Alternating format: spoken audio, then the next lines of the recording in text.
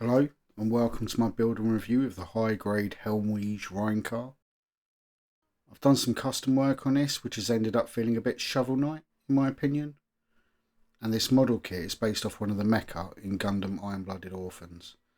It came out in 2015, it's on Crunchyroll, and there's 2 seasons of the show. So let's make a start on the build. This is a pretty basic kit and I didn't really like the colour scheme, so I thought I'd just give it a spray. You can see that mustard yellow is now a bit of a purple and the black has now had a coat of gunmetal grey. Taking a look at the instructions, I always like to showcase them. They have some nice art and you get an idea how clear the instructions are. I've already panel lined it as I usually do on the sprue, and also did some touching up work with gold and silver and a couple other Gundam markers. Just pick out some of that detail.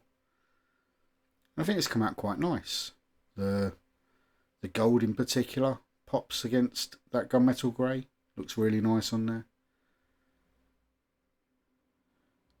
Just making a start on the build. This is an Iron Blooded Orphans kit, and for anybody who's made Gundam before, especially Iron Blooded Orphan kits, will know how flimsy and a little bit janky that range is.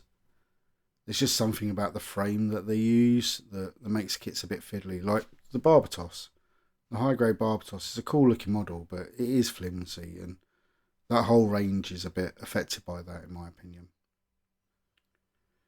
It does go together quite nice though, and that gunmetal looks great on the metallic parts. This is a robot, it should be made out of metal, so it's quite cool to see that. And these horns are fantastic. Melee weapons on Gundam are cool, but headbutting someone to electrocute them, how cool is that? And if you like that, then maybe like this video, add a comment or subscribe. I feel like I should be doing that now. I've reached 100 subscribers. That's the reason for me doing this video, as a way of saying thank you. I've said before, and I say it on a lot of my videos, I never expected anyone to watch these. I put them up for my friends. It was easier than sending bulk pictures on WhatsApp, and I'm so glad so many of you seem to enjoy them. It's quite fun putting together Gunpla in general, and being able to share that and maybe show off some of the builds, as well as warn you of any pitfalls that you might get before you spend not inconsequential amounts of money. Like this is a cheap kit, this was 15 quid. But if you buy yourself a master grade or anything more complex, you can spend well north of 50 quid, up to 250 if you buy a perfect grade. So it's good to be able to give a bit of advice about the kits that I've bought and anything that I think might be a bit of a problem. Or just say this kit's brilliant. You know, sometimes, and in a lot of cases, I will say this, it's very rare to have bad Gunpla. By and large, they go together really well. They always look kind of cool. If you don't really like the design, you're not going to buy the kit in the first place. But it's rare to have bad Gunpla. Most of them are really good. And being able to say, like, just buy this one. This one's brilliant. For instance, the Master Grade Barbatos and Iron Blooded Orphans kit. It doesn't have the problems the high grade range does, and that kit is a work of art. It is as close to Gunpla perfection as you can get, in my opinion. It's also pretty cheap. You can pick it up for 45-50 quid, which, considering the amount of kit you get, it is well worth it. Back onto the build though, and as you can see, the model's finished and just working on the sword. This has got a brilliant name, the Valkyria Buster Sword. I hope I'm pronouncing that right. And yes, Cloud, it's a Buster Sword. And it is deserving of that title. This thing is huge. I've got a lot of Gunpla, and I've got a lot of big weapons with some of those Gunpla. And this is almost as big as the perfect grade Exia Sword, which is massive. It is about 10 inches long, which is just insane for a Gundam. It doesn't have too many problems holding it either.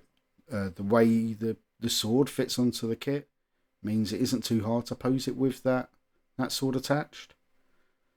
Here you can see the peg joints for the legs onto the waist again.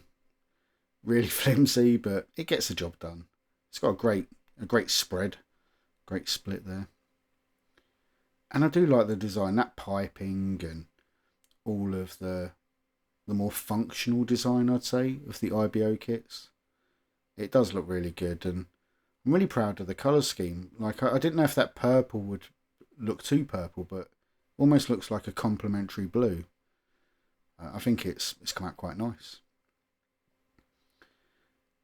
As I mentioned, it's quite easy to fit the sword to the kit. You just pop off the hands like you do with any Gundam kit.